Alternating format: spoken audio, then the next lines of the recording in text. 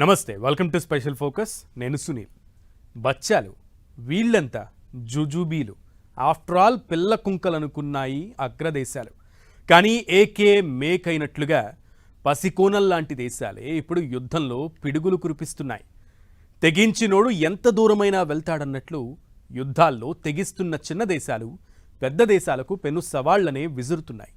దీంతో అగ్రరాజ్యాలు తోక ముడవాల్సిన పరిస్థితులు వచ్చాయి. అమెరికాతో ఇరాన్, రష్యాతో యుక్రెయిన్, చైనాతో తైవాన్, ఇలా బుల్లి దేశాలు బాహుబలి లాంటి బడా దేశాల గుండెల్లో దడ పుట్టిస్తున్నాయి. ఇంతకీ పోరాటంలో చిన్న దేశాలు చూపిస్తున్న తెగువ ఏంటి? ఆ మొండి ధైర్యం వాళ్ళకెక్కడిది?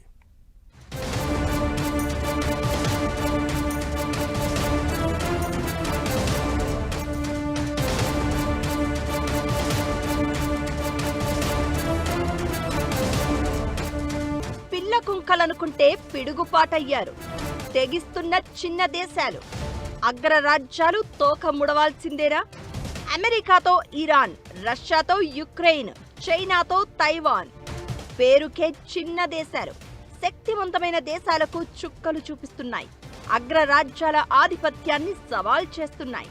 పరిమాణంలో చిన్న దేశాలు కావచ్చు, కానీ సైనిక బలం, టెక్నాలజీ వినియోగంలో అగ్రరాజ్యాలతో పోటీ పడుతూ తగ్గేదే లేదంటున్నాయి. వారంటే నెల, 2 నెలలు, ఏడాది అనుకోవచ్చు, కానీ ఏళ్ల తరబడి సాగుతున్న చిన్న దేశాలు అదరడం లేదు, బెదరడం లేదు. పైగా అగ్రదేశాలు తమ సార్వభౌమత్వాన్ని, ఉనికిని, ఆత్మ గౌరవాన్ని దెబ్బతీసే పరిస్థితికి వస్తే ఎంతవరకైనా పోరాడేందుకు, ఎంత దూరమైనా వెళ్లేందుకు వెనుకాడ్డం లేదు. చిన్న దేశాలే కాదు, కొన్ని దేశాల్లోని చిన్న రెబల్ గ్రూపులది కూడా ఇదే పంథ. తమదైన బడ్జెట్, ఆధునిక మిలిటరీ, డిజిటల్ నెట్వర్క్, ఆయుధాలతో శత్రువుగా భావించే వారిని ముప్పు తిప్పలు పెడుతున్నాయి. అమెరికాతో ఇరాన్ నెలల తరబడి యుద్ధం చేస్తోంది. రష్యాతో యుక్రెయిన్ ఏళ్ల తరబడి పోరాడుతూనే ఉంది. చైనా లాంటి పెద్దన్న దేశాన్ని పొరుగునే ఉన్న తైవాన్ తల వంచేది లేదని తెగేసి చెప్తోంది. నార్త్ కొరియా లాంటి దేశం అగ్రదేశాలకు భయపడే ప్రసక్తే లేదని అణ్వాయుధాల పరీక్షల్ని నిర్వహిస్తోంది. ఏం చూసుకుని ఈ దేశాలు ఎగిరెగిరి పడుతున్నాయి? దీన్నే సైనిక పరిభాషలో అసమాన యుద్ధతంత్రం అంటారు. భారీ బడ్జెట్లు, ఆధునిక మిలిటరీ ఉన్న పెద్ద దేశాలపై డిజిటల్ నెట్వర్క్లు, చవకైన డ్రోన్లు, గూఢచర్యం ద్వారా చిన్న శక్తులు విజయం సాధిస్తున్నాయి. పెద్ద దేశాలను ఆర్థికంగా, సైనికంగా ఎనలేని తీవ్ర నష్టానికి గురి చేస్తున్నాయి.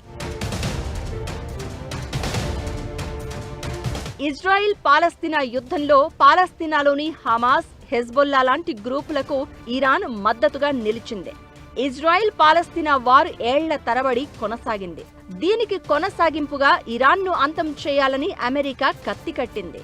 ఈ ఏడాది ఫిబ్రవరి నుంచి ఇరాన్పై గురిపెట్టిన అమెరికా ఇరాన్కు మద్దతిస్తున్న గ్రూపులు, ఆర్థికంగా వెన్నుదన్నుగా ఉన్న వాటిపై నాన్ స్టాప్గా దాడులు చేసింది. కానీ ఇరాన్ ఎక్కడా బెదరలేదు. పైగా ఫ్రాక్సీ గ్రూపుల్ని ఒక్కటి చేసి కథన భేరీ మోగించింది. ఇరాన్ తన వద్ద ఉన్న పరిమితమైన అత్యాధునిక ఆయుధాలను ఇజ్రాయెల్, అమెరికా, గల్ఫ్లో అమెరికాకు మద్దతిస్తున్న ఇతర దేశాలపైకి ప్రయోగించింది. ఈ పరిణామంతో ఒక్కసారిగా షాక్కు గురైంది అమెరికా. కానీ ఇరాన్ మాత్రం తాము ఎక్కడా తగ్గేదే లేదని అంటోంది. అటు ఎర్ర సముద్రంలో ఇరాన్కు మద్దతుగా ఉన్న హౌతీ గ్రూపు తిరుగుబాటుదారులు అంతర్జాతీయ వాణిజ్య నౌకలపై డ్రోన్లు, క్షిపణులతో నిరంతరం దాడులు చేస్తున్నారు. హౌతీలు ప్రయోగించే ఒక డ్రోన్ ధర సుమారు 16 లక్షలు ఉంటే, దాన్ని అడ్డుకోవడానికి అమెరికా ప్రయోగించే క్షిపణి ధర 16 కోట్ల రూపాయల వరకు ఉంటుంది. ఇలా అటు యుద్ధపరంగా, ఇటు ఆర్థికంగా అమెరికా తీవ్రమైన ఒత్తిడికి గురవుతోంది.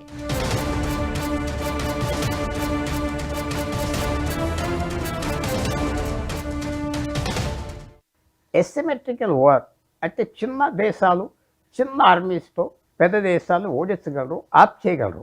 ఈ పరిస్థితి ఎందుకు వచ్చిందంటే, పెద్ద దేశాలు కూడా ఎక్స్ప్లాయిట్ చేయటం, వాళ్ళ దేశాల మధ్య తగులు పెడతాం, ఆ పెద్దరకం పోవటం, ఇవన్నీ చేసే వల్ల వాళ్ళ గుడ్విల్ కూడా పోయింది. పెద్ద దేశాలంటే మర్యాద కూడా ఎందుకు పోయిందంటే, అవసరానికి ఆదుకోవట్లేదు, ఎన్నో కండిషన్స్ పెడుతున్నారు.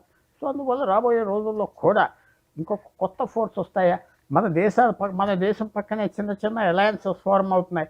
పెద్ద దేశాలు మర్చిపోతున్నారు. అమెరికా మనల్ని ఇంకా రక్షించలేదు, రష్యా రక్షించలేదు, అసలు చైనా కూడా ఉపయోగం లేదు.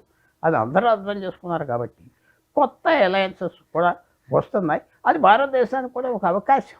మనం ఏ రకంగా మన మైండ్ సెట్ మార్చుకోవాలి, కొత్త దేశాలతో ఏతో మనం ఏర్పాట్లు తెచ్చుకోవాలి. ఈ అవకాశాన్ని భారతదేశం పూర్తిగా వాడే ఒక మంచి ఆపర్చునిటీగా ఉన్నది. కాబట్టి ఎందుకంటే మనకున్న విరోధం చైనాతో, పాకిస్తాన్తో ఇవన్నీ ఉన్నాయి. కాబట్టి మనం కూడా యాక్టివ్ డిప్లొమసీ మాత్రం తప్పకుండా చేయాలి. రష్యా యుక్రెయిన్ యుద్ధాన్ని తీసుకున్న అతిపెద్ద దేశంగా ఉన్న రష్యా చిన్న దేశమైన యుక్రెయిన్పై ఆధిపత్యాన్ని ప్రదర్శించలేకపోతోంది. రష్యా మిజైల్స్ కు యుక్రెయిన్ చాలా చవకైన డ్రోన్లు, ఏఐ సాంకేతికతను అత్యంత ప్రభావవంతంగా వినియోగిస్తోంది. యుక్రెయిన్ సొంతంగా అభివృద్ధి చేసిన డ్రోన్లు రష్యా భూభాగంలోని 2500 కిలోమీటర్ల లోపలికి వెళ్తూ ఆయిల్ రిఫైనరీలు, మిలిటరీ ఎయిర్ ఫీల్డ్లపై దాడులు చేస్తున్నాయి. దీంతో రష్యా కోట్లాది డాలర్ల విలువైన విమానాలు, ఎయిర్ డిఫెన్స్ సిస్టమ్స్ ను కోల్పోతోంది. ఇది పుతిన్ సర్కారును గతంలో ఎప్పుడూ లేనంతగా సుదీర్ఘమైన ఆర్థిక సంక్షోభంలోకి నెడుతోంది. ట్యాంకులు, యుద్ధ నౌకల జమానా పోయింది. ఇప్పుడంతా అడ్వాన్స్డ్ ఆయుధాలదే హవా. సరిహద్దులకు యువతల నుంచే స్విచ్ నొక్కితే బోర్డర్లు దాటేసే డ్రోన్లు, మిసైళ్లు, లో కాస్ట్ గైడెడ్ క్షిపణుల యుగం వచ్చేసింది. వాణిజ్య ఉపగ్రహాలు, ఓపెన్ సోర్స్ ఇంటెలిజెన్స్ సాయంతో అగ్రరాజ్యాల సైనిక కదలికలను చిన్న గ్రూపులు కూడా నిమిషాల్లో పసిగట్టగలుగుతున్నాయి. ఇదంతా రియల్ టైం గూఢచర్యం ద్వారానే. పెద్ద దేశాలను యుద్ధంలో నేరుగా ఓడించలేకపోయినా వారి రక్షణ బడ్జెట్ను ఖాళీ చేస్తూ ఆర్థికంగా దెబ్బతీయడంలో చిన్న శక్తులు సఫలమవుతున్నాయి.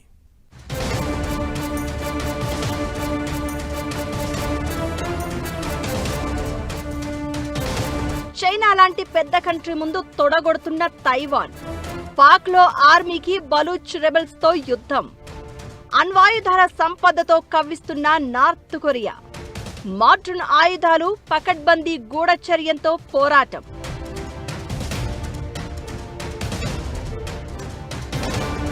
చైనా సైనిక దండయాత్రను ఎదుర్కొనేందుకు తైవాన్ పోర్కోపైన్ అనే వ్యూహాన్ని అమలు చేస్తోంది. చైనా, తైవాన్ మధ్య సైనిక పరంగా నక్కకు నాగలోకానికి ఉన్నంత వ్యత్యాసం ఉంది. తైవాన్ను ఎలాగైనా కబళించాలన్న ప్లాన్తో ఉన్న చైనా అనుక్షణం కవ్వింపు చర్యలతో రెచ్చగొడుతోంది. ప్రపంచ సెమీకండక్టర్ మార్కెట్ వ్యవస్థను తన గుప్పిట్లో పెట్టుకోవడమే కాకుండా చిన్న సైజు మొబైల్ మిజైల్స్ లాంచర్లు, తీర ప్రాంత మైన్లు, వేలాది డ్రోన్లతో కిల్ వెబ్ వ్యవస్థను చైనా నిర్మించింది. తాము యుద్ధంలోకి దిగితే శత్రు దేశాలకు తీవ్రమైన సైనిక, ఆర్థిక ముప్పు తప్పదని అంటోంది. కానీ తైవాన్ ఏమాత్రం వెనకడుగు వేయడం లేదు. చైనాకు ధీటుగా తమ దేశ సైనికులతో విన్యాసాలు చేస్తోంది.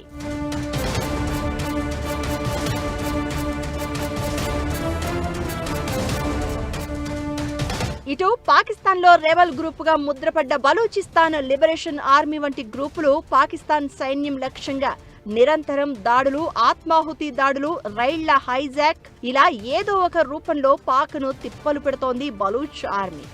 చైనా పాక్ ఎకనామిక్ కారిడార్ ప్రాజెక్టును చైనీస్ ఇంజనీర్లను లక్ష్యంగా చేసుకోవడం ద్వారా పాక్కు రావాల్సిన చైనా పెట్టుబడుల్ని అడ్డుకుంటోంది. దీంతో ఇప్పటికే పెనం మీద ఉన్న పాక్ ఆర్థిక వ్యవస్థ ఇప్పుడు దివాలా తీసి పొయ్యిలో పడ్డట్లుగా తయారైంది. ఉత్తర కొరియా దగ్గర సంప్రదాయ ఆర్థిక వనరులేవీ లేవు. కానీ ప్రపంచవ్యాప్తంగా క్రిప్టో కరెన్సీ దోపిడీలు, సైబర్ హ్యాకింగ్ ద్వారా బిలియన్ల కొద్దీ డాలర్లను సేకరిస్తూ ఆయుధ సంపత్తిని నిలబెట్టుకునే ప్రయత్నం చేస్తోంది. అటు అమెరికా సైనిక శక్తులకు ఎదురొడ్డి నిలిచేందుకు ఐసీబీఎంలు అణు పరిజ్ఞానాన్ని ప్రదర్శిస్తోంది. తమ ప్రాంత రక్షణ సమీకరణాలను స్థిరంగా ఉంచుకునే ప్రయత్నం చేస్తోంది.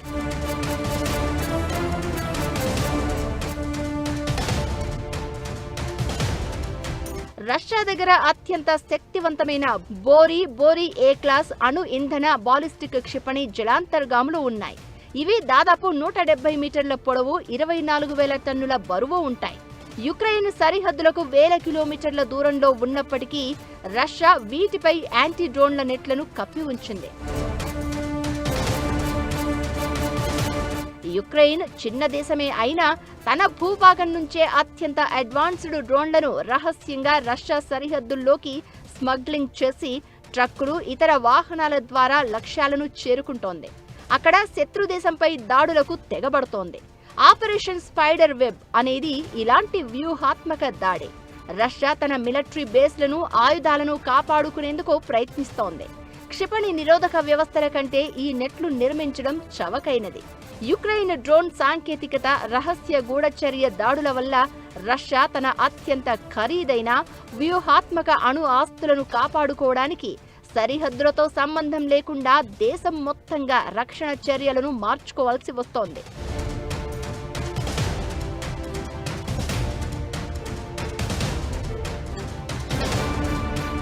పైగా అంతర్జాతీయ ఆంక్షలు ఉన్నప్పటికీ రష్యా తన ప్రధాన క్షిపణి వ్యవస్థల ఉత్పత్తిని నెలవారీ లక్ష్యాల కంటే 10% నుంచి 20% అదనంగా పెంచింది.